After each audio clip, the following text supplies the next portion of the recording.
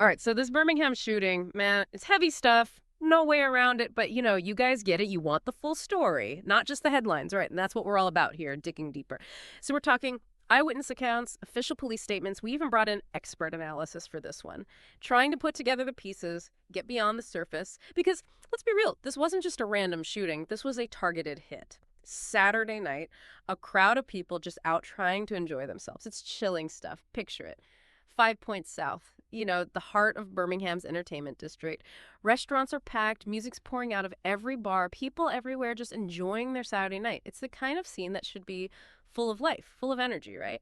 But then, just like that, everything changes. Now, to help us unpack all of this, really make sense of it all, I've got our expert here with us. Thanks for having me. Always good to be here. You bet. So, this case, it's really shaken people up. Even in a city like Birmingham, which sadly has seen its share of gun violence, this one feels different. Yeah, and it's that intensity, you hit it right on the head, that's got everyone talking. Yeah. But, it's when you really start to break it down, the details, the weapon modifications, even just who the victims were, that's when you start to see, like, the real chilling nature of what happened, the why behind it all. Exactly. So let's get into those details then. So the shooting happened outside of a lounge, and the police reports I was looking at, they mentioned shell casings, right? But I mean, they're talking about shell casings littering the sidewalk. Like, this wasn't just a few stray bullets. This was an insane amount of firepower. 100 shell casings. 100. To give you a sense of just how unusual that is, that's not just someone randomly firing into a crowd, in a panic.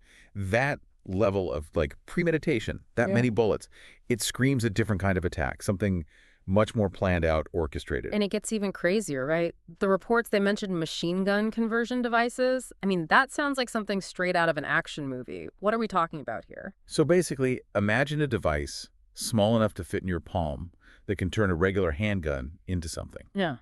Well, something that acts like a fully automatic weapon. Scary stuff. And these things are popping up more and more. Often they're 3D printed, so they're almost impossible to track.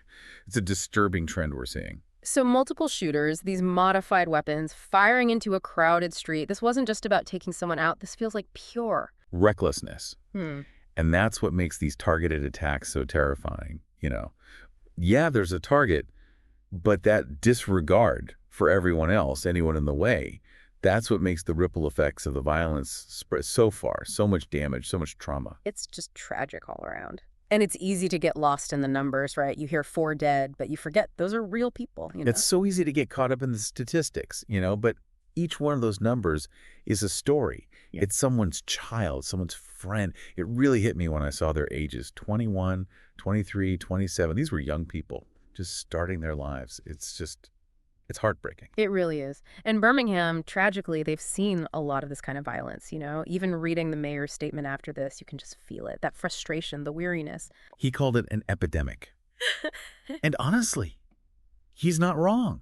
I mean, think about it. This was the 3rd mass shooting in Birmingham this year. 3. This year alone. Exactly.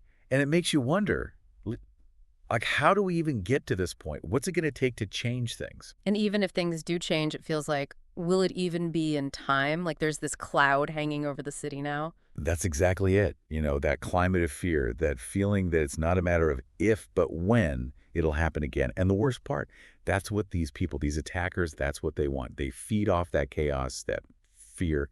It's about power. You mentioned earlier that these kinds of targeted attacks, it seems to be happening more and more. Is that something you're seeing in your work too? Or is it just getting more attention these days? That's the thing. It's tricky to track statistically because a lot of times these targeted attacks, they get lumped in with larger mass shootings. But what we can say for sure is that the motives, they're definitely changing. It used to be that this level of violence, it was mostly organized crime, gangs, Yeah. But now we're seeing more and more interpersonal disputes, just regular people escalating to this extreme. So you combine that with how easy it is to get your hands on a gun these days, the modifications we talked about, and it's like... Recipe for disaster. Exactly. And we can't forget about social media's role in all of this. It's like it's become this breeding ground for conflict, amplifying everything. Little disagreements blow up, tensions escalate in the blink of an eye, and it doesn't just stay online. Yeah. There are real-world consequences, dangerous ones.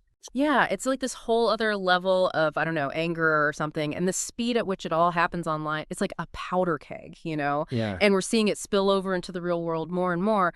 But, taking a step back from all this, the details, the tech stuff, all of that, what really got to you about this Birmingham shooting specifically? For me, it was just how brazen it all was. Yeah. This wasn't some shady deal gone wrong in a dark alley somewhere. This was broad daylight, a busy street, people just out trying to live their lives. It's that total disregard, that feeling that they were untouchable. That's the stuff that really gets under your skin. It's terrifying, honestly. And it leaves us with so many questions like, where do we even go from here? What can we do when it feels like the world's gone mad? I wish I had easy answers. Yeah. But the first step is always understanding, right? Getting why this happens, what leads to this kind of violence, the societal factors, all of it. And let's be clear, this isn't just a Birmingham problem. This is happening everywhere. It's a national crisis. Absolutely. But where do we even start? Like, as individuals, I mean, are we just supposed to become numb to it all, accept this as, like, the new normal? Please don't ever let this become normal. We can never become desensitized to this level of violence, the human cost. It's too easy to check out, to say it's not my problem.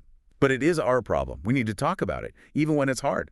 Support the organizations fighting this. Demand better from the people in charge. This isn't about politics. It's about, like, basic human safety, taking back our communities. Taking back our lives, our peace of mind. I think that's a good place to leave it. It's been a tough conversation, but an important one. Thank you so much for breaking all of this down with us. It's been really insightful. Of course, always happy to be here. And to everyone listening, remember that number, that statistic we talked about earlier, 31 mass killings this year alone. Let that sink in. It's only September. What will that number be by the time this year is over? And more importantly, what can each of us do to change that trajectory? We've included some resources in the show notes where you can learn more and get involved. Until next time, stay safe, everyone.